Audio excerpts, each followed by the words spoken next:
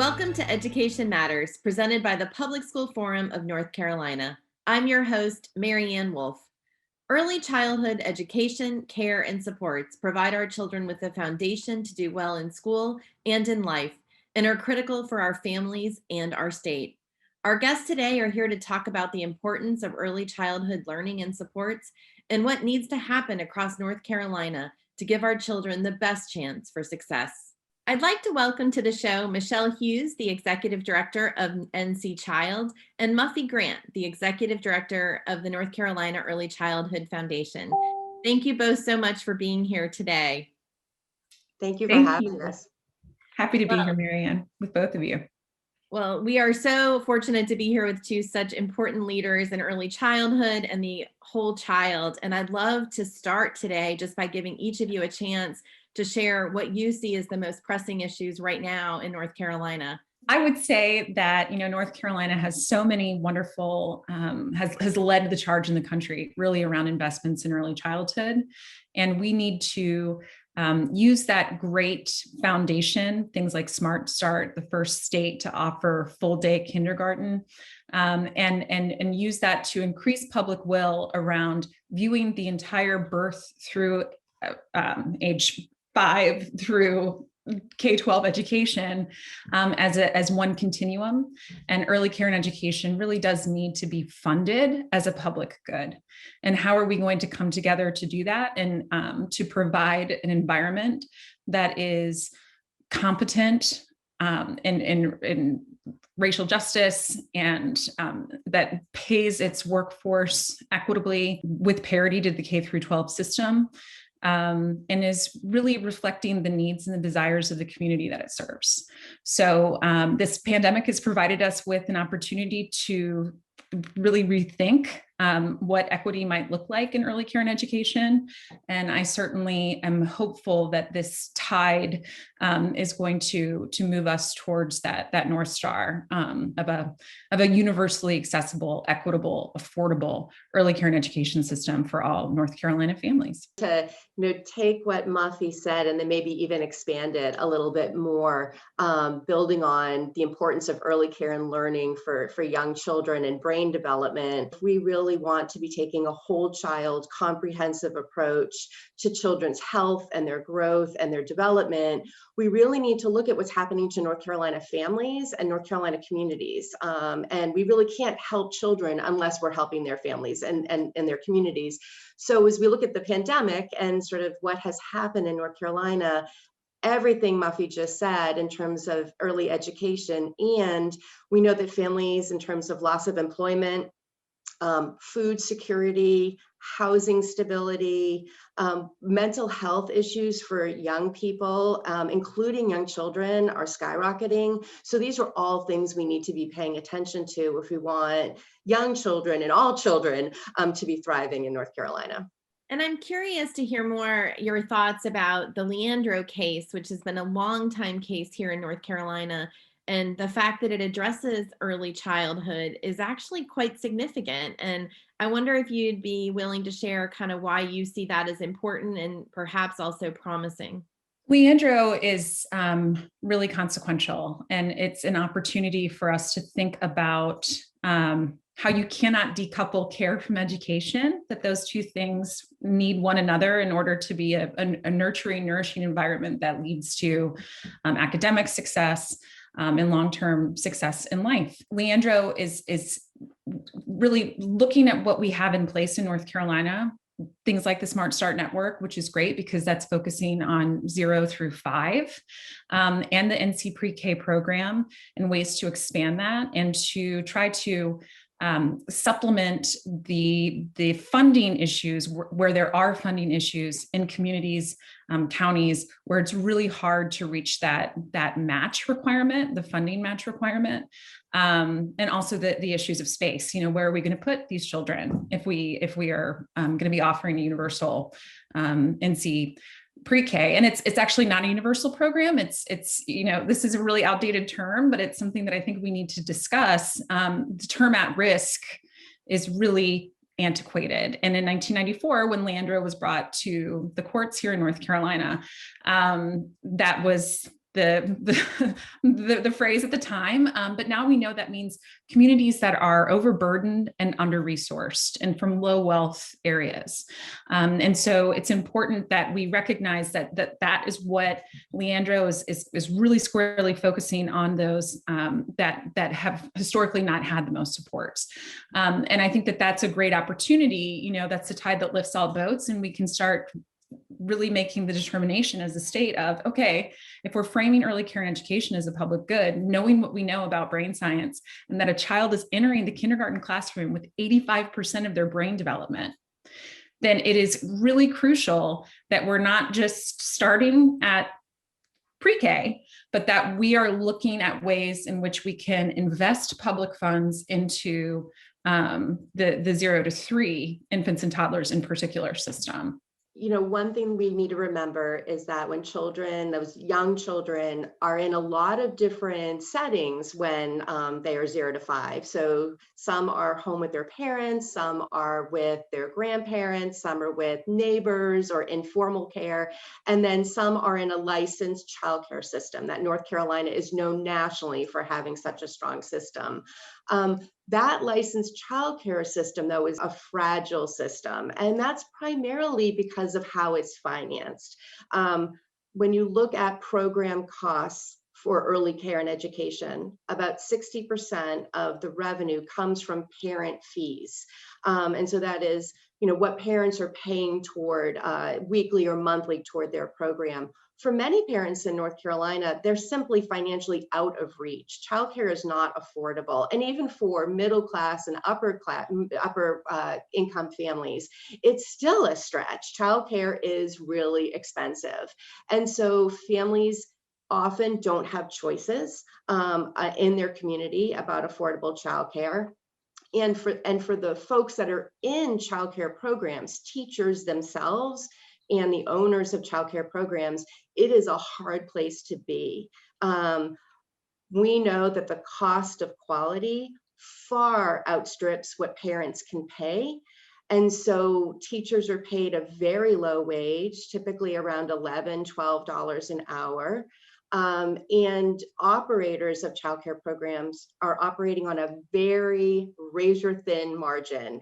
There is no bandwidth there in terms of profit. And so those things all contribute to a very fragile system, which has only been kind of exacerbated in the pandemic. Right now, North Carolina childcare programs, licensed childcare programs, are serving about half the children that they were serving before COVID, which means that loss of parental income is hitting childcare programs really hard. And so even though really the majority, more than 90% of programs are open, they are operating at about half capacity, which means that tuition is not there for them and they are struggling to stay open right now. I wonder if you want to talk a little bit more about programs that are working, but also aspects that maybe we should be growing at this time, especially given our recovery as we start to come out of COVID. So there's 2 programs. There's one called Wages. That's actually, we have the National TA Center here in North Carolina. It was developed here in North Carolina. And it's in close to 60 counties in our state, where the local Smart Start partnership subsidizes with help from DCDEE, which is the Division of Child Development and Early Education that lives within DHHS, that's responsible for oversight of 0 through NC pre-K, that they fund this salary supplementation because, childcare workers who are doing this critical work of brain development and providing this stimulating environment and the serve and return for young children and all their connecting synapses in the brain, on average, they're paid about $11 an hour. And so when you're asking them and there's another program called Awards, which is strictly through DCDEE, which is another salary supplementation program, but they're limited as to how many people they can offer these salary supplements to. And it's challenging when you're asking teachers to to grow in their professional development and their education, knowing that they are oftentimes having to take loans out to go to community colleges or to get bachelor's degrees in these fields, for which they're never going to be paid the money to pay back those loans. It becomes a little bit of an ethical question. There is a program that is designed to help provide scholarship for folks who want to become early educators. It's called Teach. And that's an important vehicle, I think, for expansion to get more people interested in the field. But we've really got to do a better job of valuing the work that these mostly women and mostly women of color are doing to create the foundation for lifelong learning and success. Yeah, and if I can jump in on that, Marianne, just to echo, because it's so important. Like we could be talking about this all day, honestly. Oh, we could. There is just simply no way to get to quality early care and education without fairly compensated teachers. It's just not possible. And so if we really want an equitable and quality childcare system, early care and learning system, we have to be focused on making sure the teachers are fairly compensated. And what Muffy said is spot on. 40% of our teachers are on public assistance. 1 in 5 does not have health insurance. I know a childcare owner who has had 2 staff pass away because they were unable to get the health care that they needed because they were uninsured. And so this is a huge crisis, honestly, for our teachers, and it's playing out in the pipeline of early education teachers. We're seeing less folks entering that pipeline to become early care teachers, early learning teachers. Again, that's going to impact us later on as we're trying to expand access to childcare and early care and learning, and we simply don't have the teacher supply to support those programs. So I think the early care is really, teacher compensation is just such an enormous issue for North Carolina. And I do want to highlight the work of our colleagues at the Early Education Coalition, who have recently launched a Worthy Wage campaign specifically focused on wages and increasing wages for teachers, and have had an enormous response across the state because it is such an important issue for teachers. You all have both raised so many important points and reminded us how complex it is, the early care and education of our students, but how important it is as well. And after the break, we will be joined by Senator Jay Chowdhury, who's co-chair of the General Assembly's Early Childhood Caucus, and to continue this important conversation. Thank you both so much. Education Matters is brought to you each week in part by Town Bank, serving others, enriching lives. I'd like to welcome Senator Jay Chowdhury, representing Wake County and co-chair of the General Assembly Early Childhood Caucus. Thank you so much for joining us today. Great to be with you, Marianne.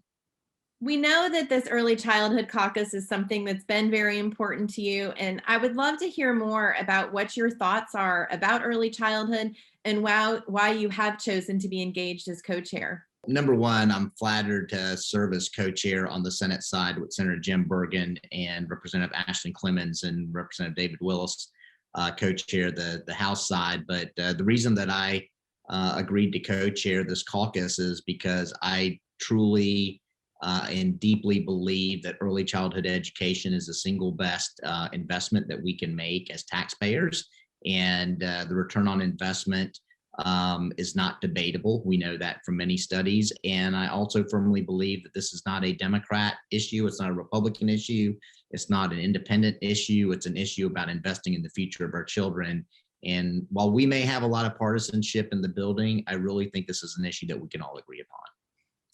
Well, I so appreciate that. And we are very fortunate that there is such strong research behind these efforts. And we know that it really makes such a difference, not just for that beginning of schooling, right, but continued through future success. And so really appreciate that.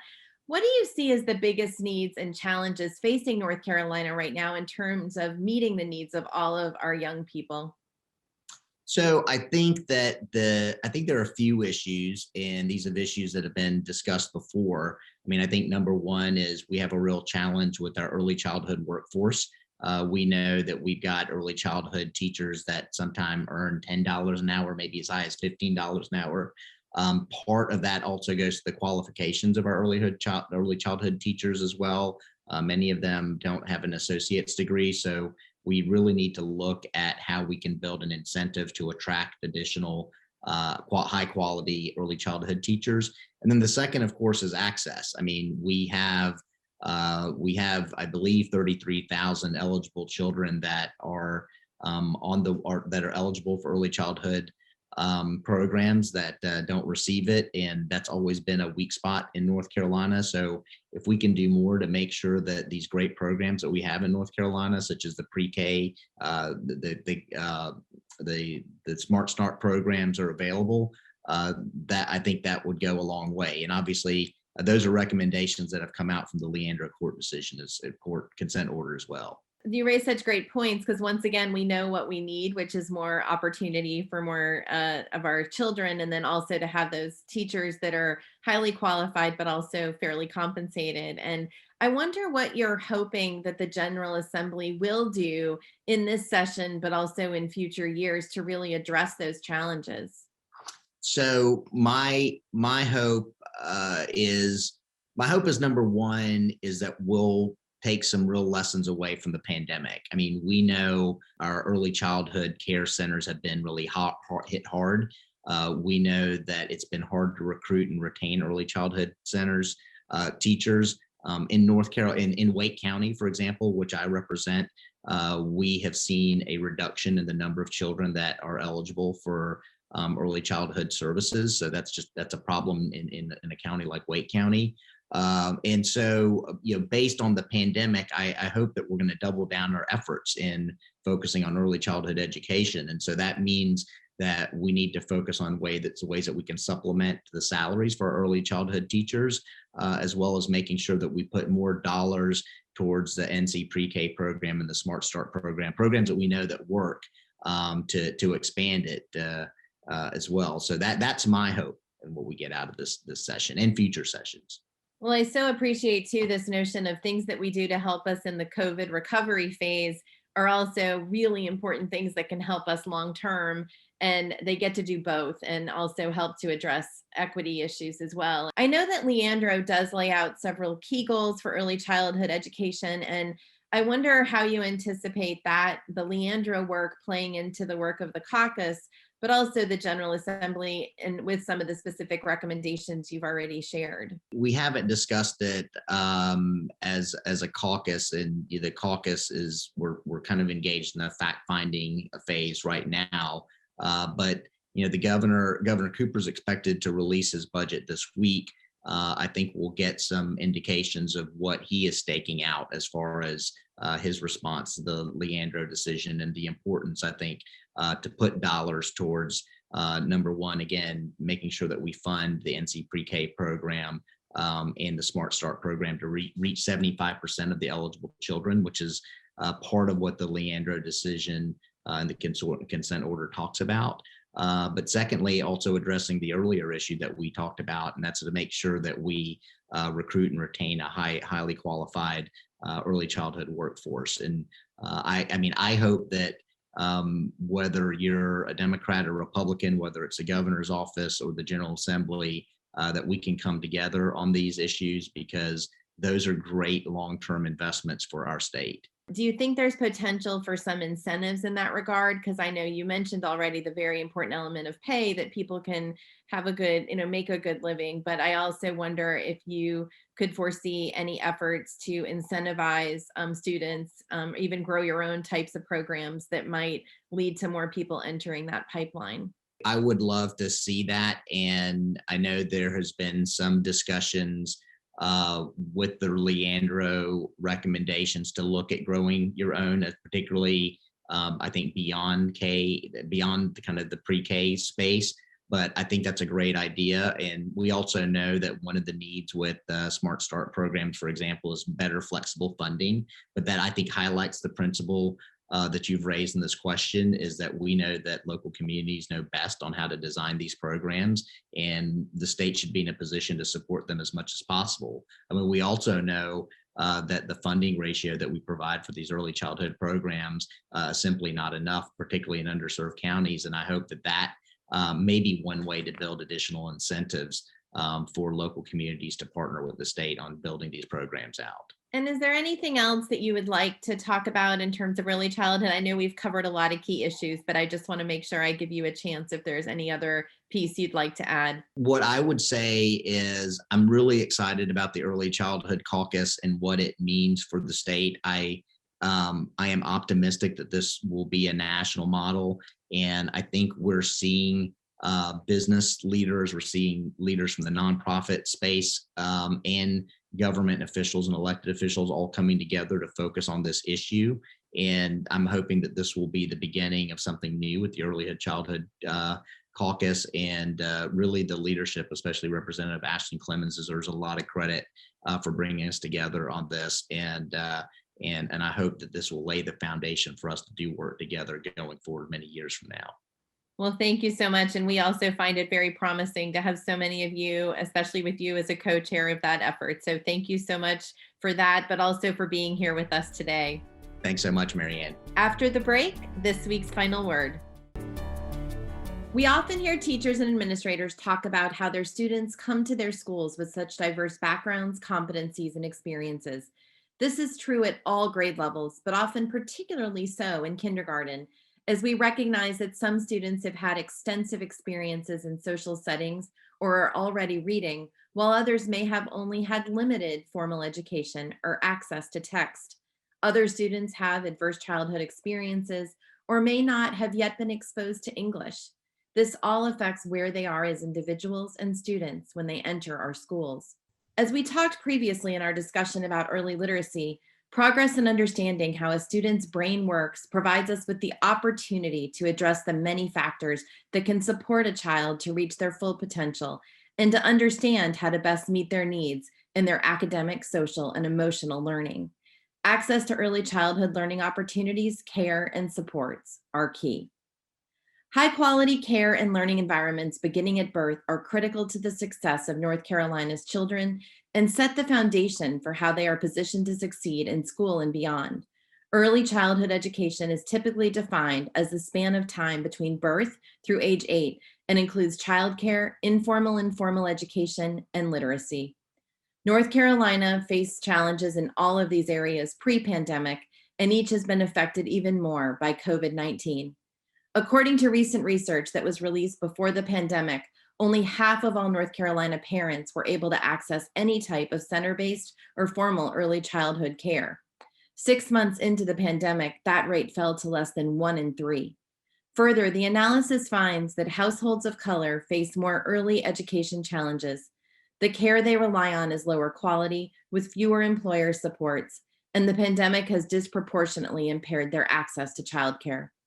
For our economic recovery and future prosperity, it is important that North Carolina takes swift action to ensure all of our children are well cared for and well prepared for academic and social success.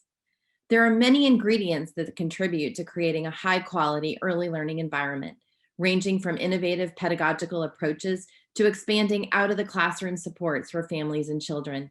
Many of these ideas we heard about from our guests today, and they are also lifted up as key action steps to take in a comprehensive plan filed last week in the Leandro case. We know that early childhood learning opportunities, care, and supports make a huge difference for our students, a difference that lasts well beyond the early years and throughout a child's education and career. We understand how the brain works and what is needed to ensure that our youngest children have the opportunity to reach their potential. While there is much work to be done, we can build on the successes of our current programs and know where the investments are needed. So much of a person's brain development happens before they get to kindergarten and through the early years of schooling, and we must continue to expand how we think about the education continuum for our students, our families, and our state's workforce and economy. Thank you for taking time with us to learn and think about education. That's all for today, and we'll see you next week.